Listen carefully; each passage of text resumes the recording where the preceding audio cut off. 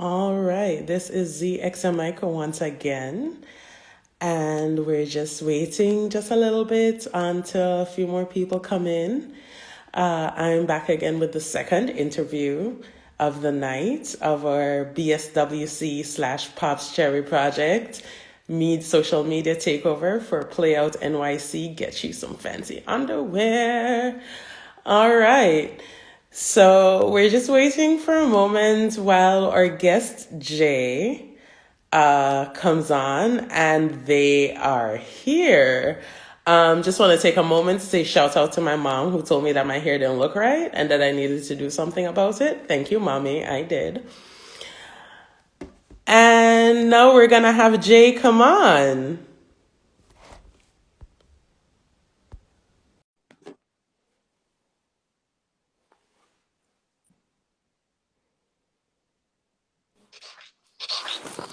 Hello. Hello. Hey.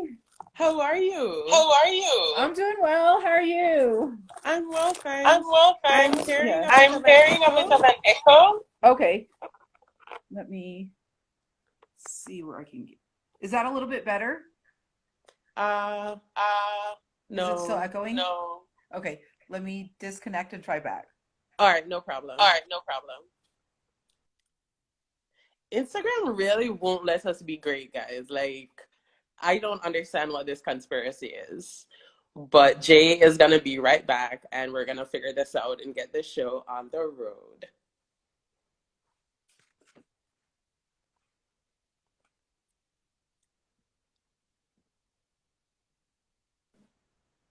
All right, let's try All this right, let's again. try this again. And it is And it not is working. not working. Am I there? You're there. You're there. But Okay. there's two of me in the in the audio. in the audio. Okay. Yeah. Yeah. Do you have Do you headphones perchance? perhaps that would help? Perhaps that would help if you use If headphones. you use headphones? Yes, let me see. Hold on one second. Let me see if there's.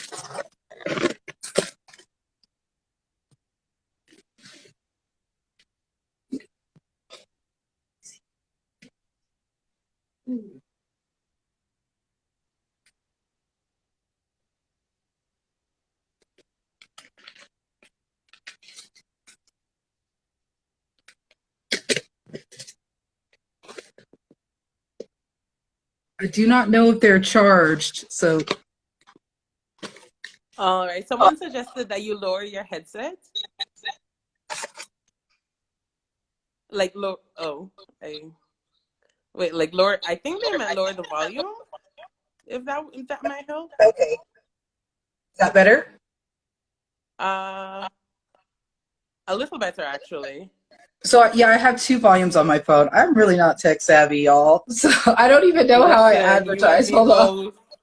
You and me both. But we're gonna make this happen today. We're Okay, gonna do so hold on. this. So this one is like.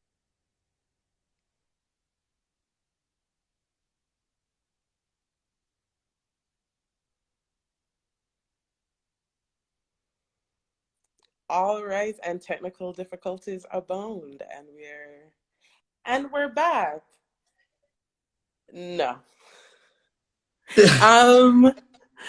I've got. Golf Life 99. Can you hear us? Can you hear me properly? Our sound check person just like flicked on us now. Like I don't even know this person, but they were giving us such good advice.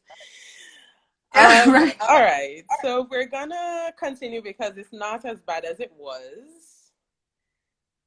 So I have two volumes on my phone. I have a media and a call volume. If somebody knows which one I should turn down more than the other. Actually, But it sounds okay now. okay. All right, Okay, I Jay, can hear let's you get good. started. Okay. So today we have with us Jay, who is an activist, sex worker, writer, mom, wearing all the hats that women wear. And they're just gonna go ahead and give us some info on some insider info, and bring us up to speed on what sex workers' rights and the relation between race and sex workers' rights and Black liberation, how all that fits together. Um, so let's just start with an introduction. Jay, tell us a little about yourself. Yeah, so I am, I say damn near 40, so I'm around 40. I've been doing this actually since I was 16.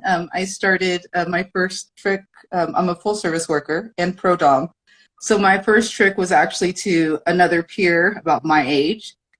So I've gone to college, I've gone to nursing school, I went to school to be a special ed teacher, and I continuously find myself highly sexualized in whatever environments I'm in.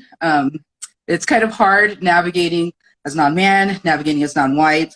When the two of those intersect and you have any bit of like conventional attractiveness, but then you don't have like any financial background or class to really assert for yourself, you kind of get pushed back into it. So I've got degrees. I don't need an exit plan. I don't need to hook up to college or anything. I'm just still doing it. It's where I end up. It's where I'm comfortable, and it gives me a lot of freedom to navigate interpersonal relationships. So that's All me. right.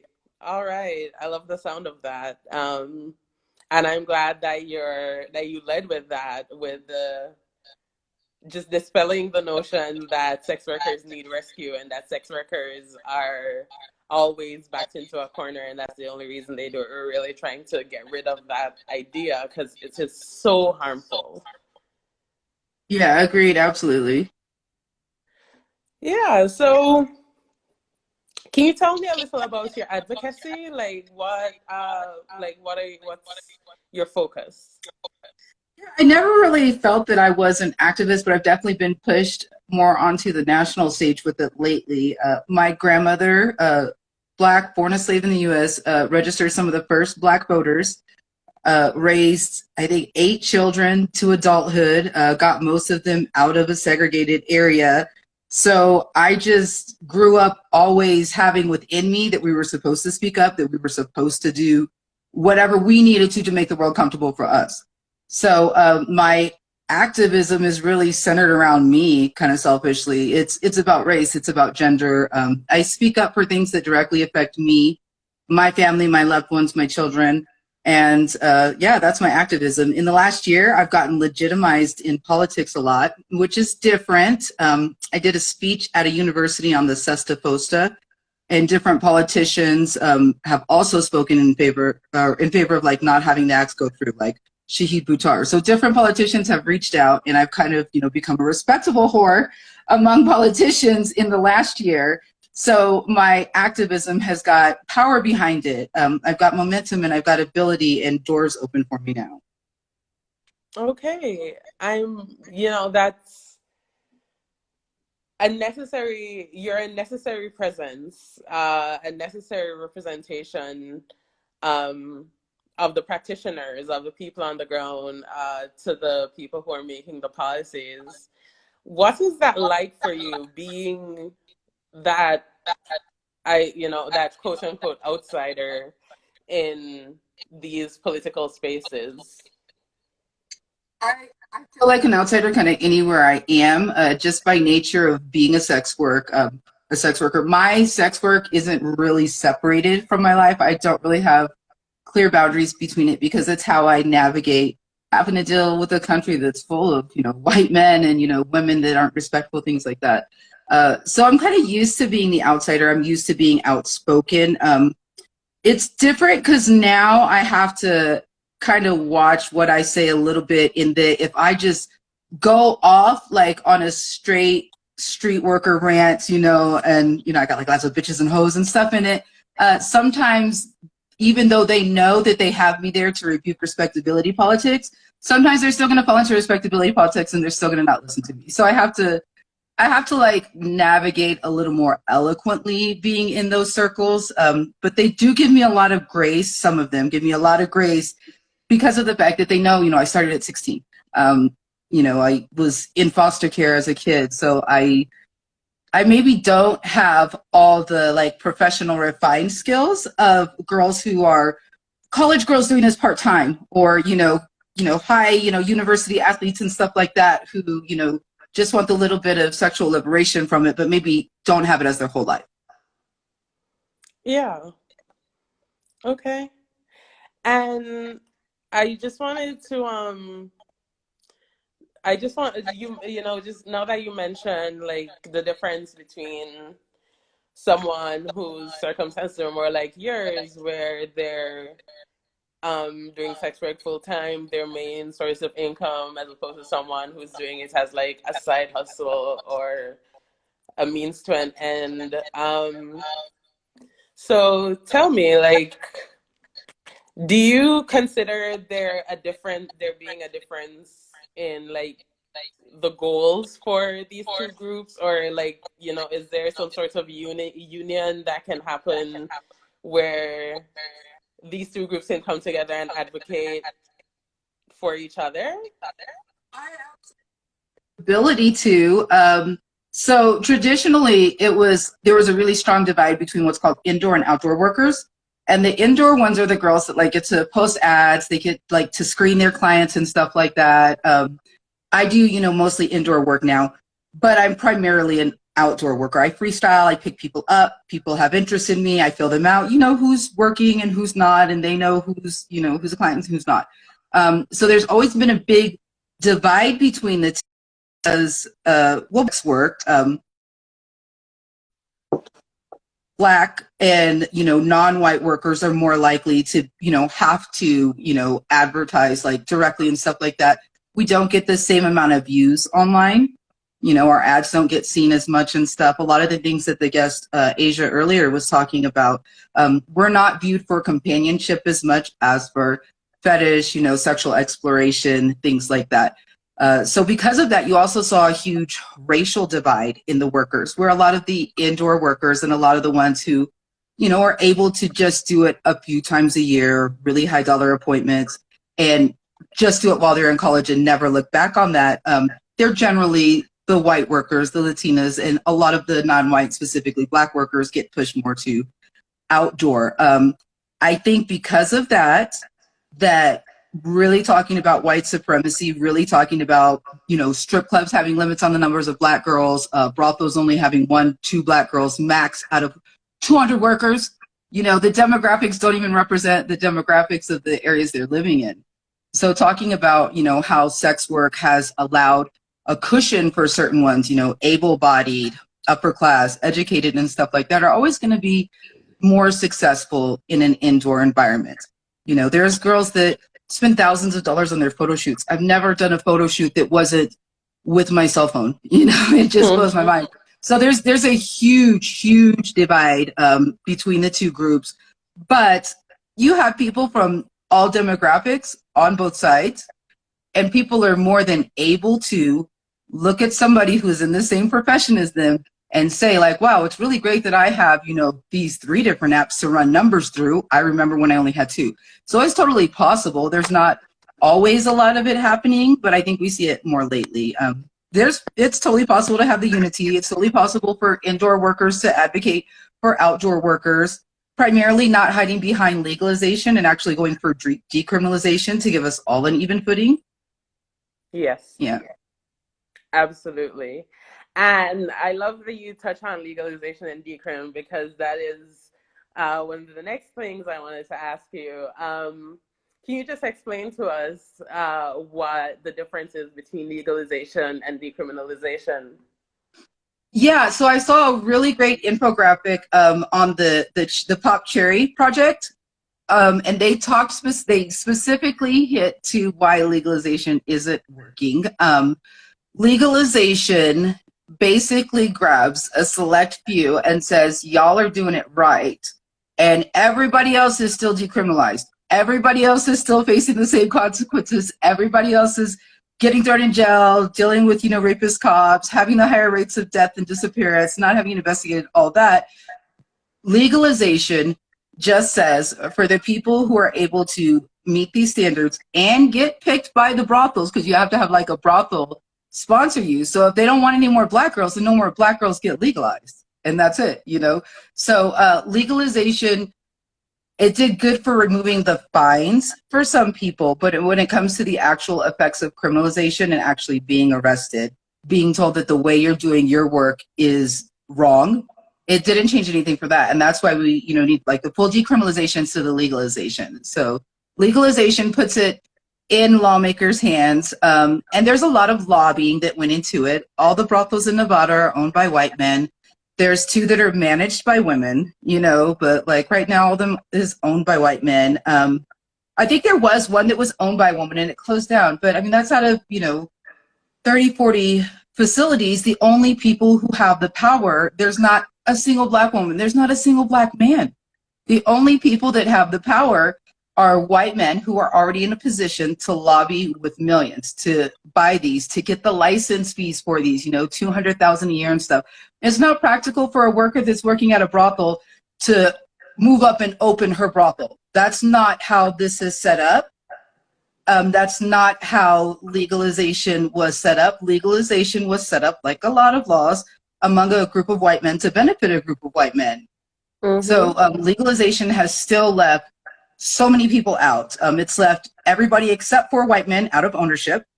And then it's left a good majority of the workers completely from unable to get a license because you don't have a brothel that sponsors you because your work isn't viewed as valuable as, a 20-year-old college, co-ed white girl. Word. Yeah. Yeah, and I just wanted shoot. Okay, so can you tell me a little bit more about man, I lost my train of thought. Just give me a moment.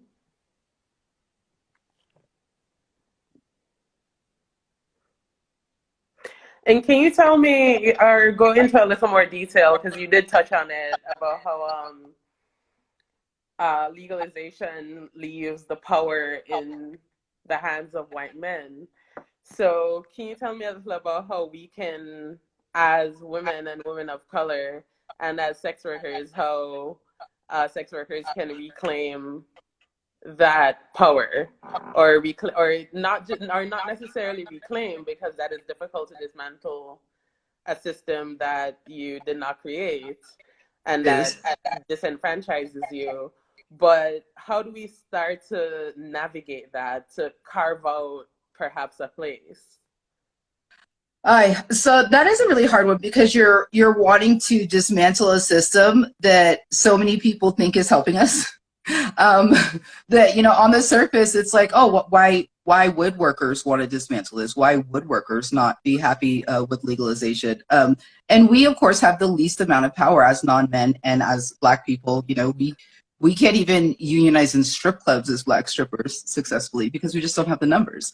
I think so. There was a trans woman worker, Tamika, over in DC, who wrote a bill specifically to completely decriminalize in DC sex work on both sides, on the side of the clients, on the side of the workers.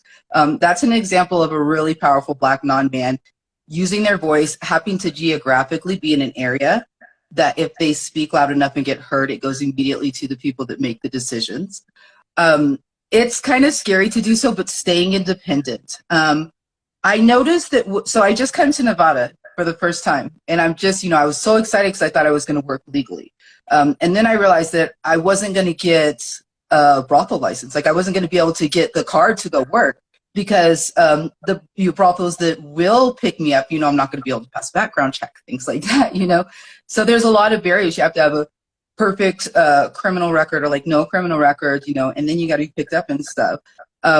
So for me, I was kind of forced into staying independent, which is, criminalized right now.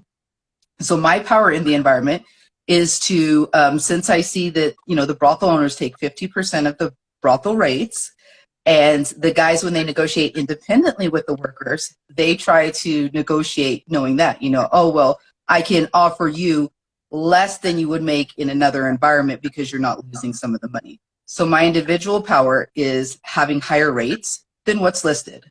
I know that they're going to try to bully the brothel girls, the independent clients. They're going to try to bully the brothel girls during Corona into working for about 25% of what they charge in the brothels. My rates happen to already be about 50% or more of what they charge in the brothels. So staying independent, refusing to see people for less, keeping the rates up there. I'm going to see less clients, but I'm still going to make the same at the end of the week.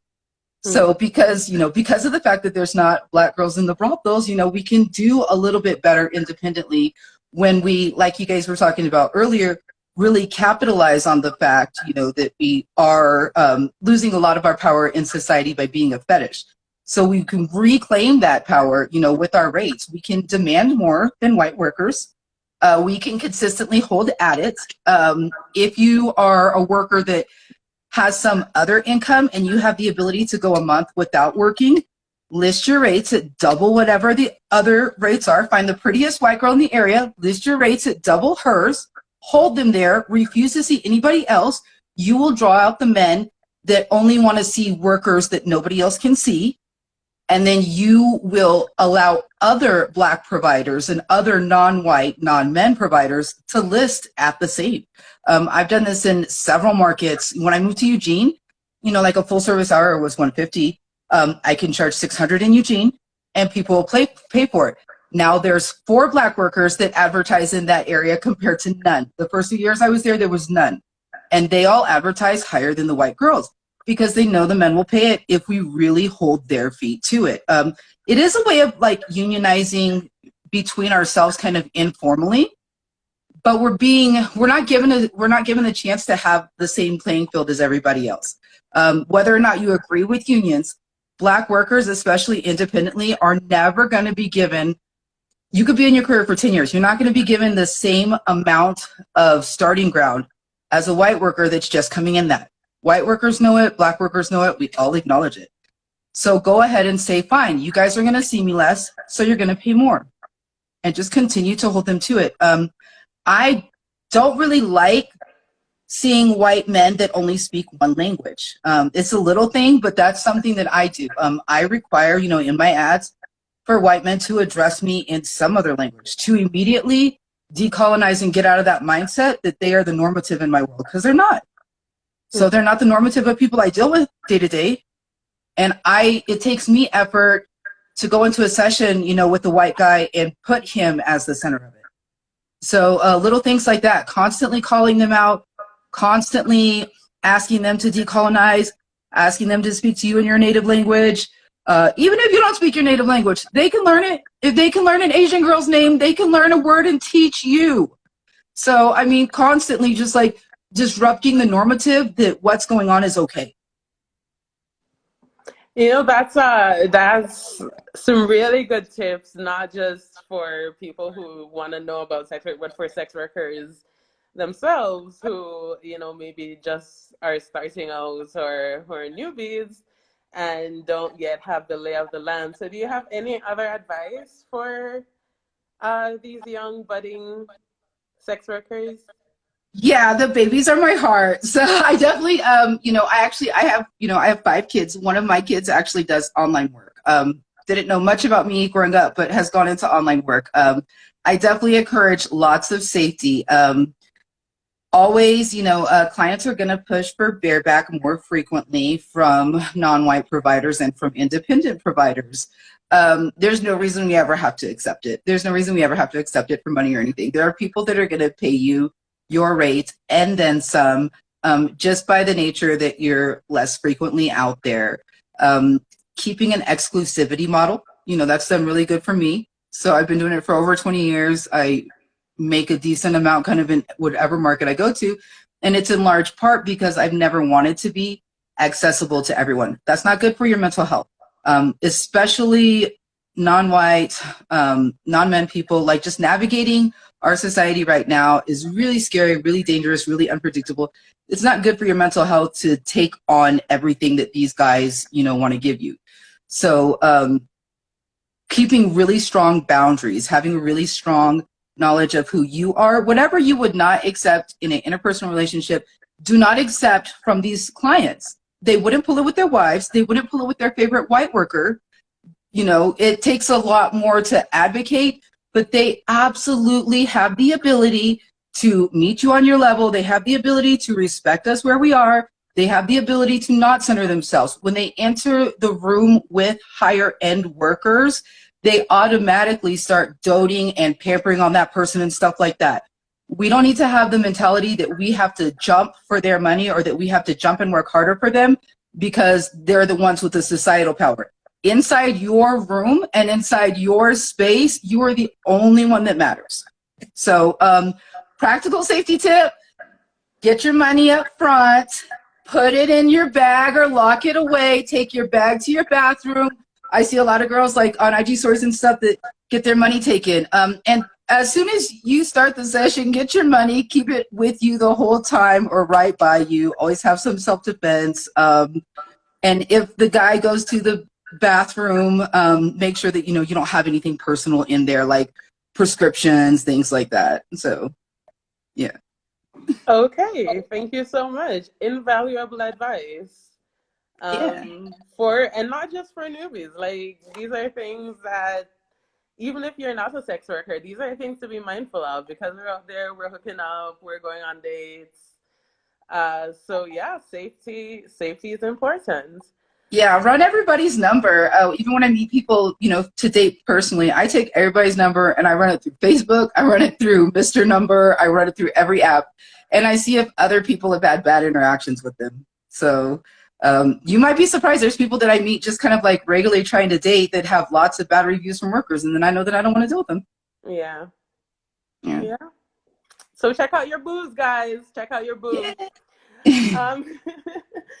Definitely. So, I wanted to come back to the topic of community because as Black women, like it is very important to have a community because the world is quite hostile towards us, and doubly so as sex workers, and triply so if you happen to be trans. So it just piles on. So tell me, like, how do you find your community? Like, where do you go to find that support? Honestly, other Black sex workers. Anytime I move somewhere, I have that radar, because I've been doing it like 25 plus years now. So I can always spot, a woman that is working or a non-man that's working, and I immediately buddy up with them. There's something I can learn from every other worker.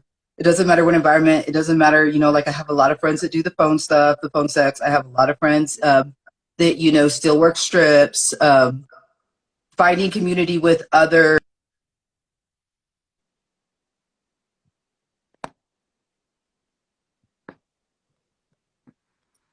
Oh no.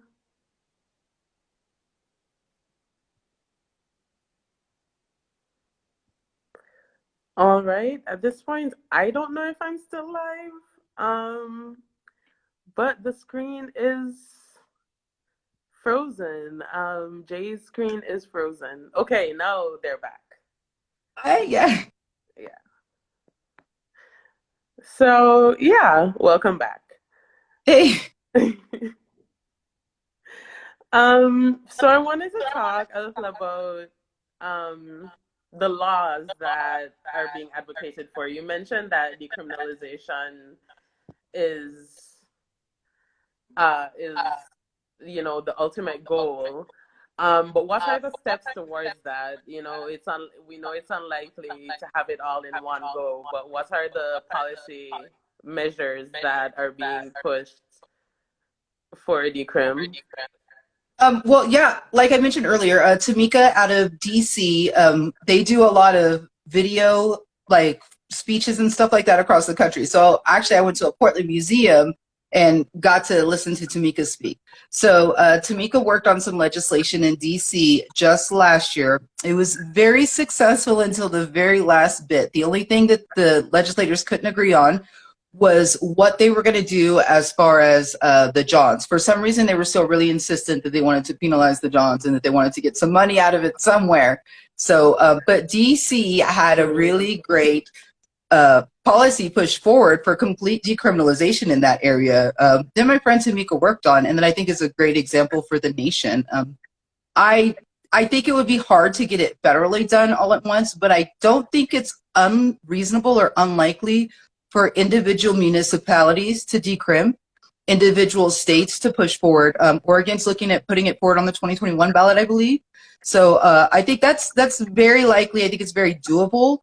Just complete decriminalization. We know that sex workers have safer sex practices than civilians because we don't know who we're sleeping with.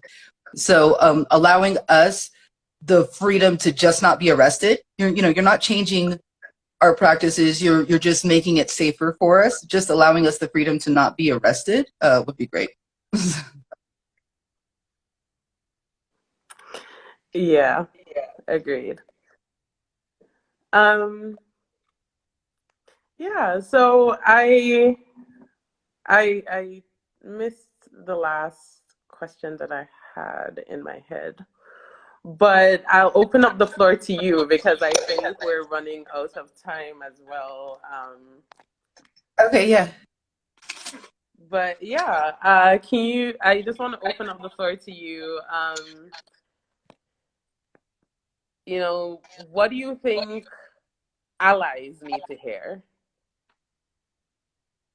Uh, I kind of get disgruntled because I feel like allies have heard everything they need to hear.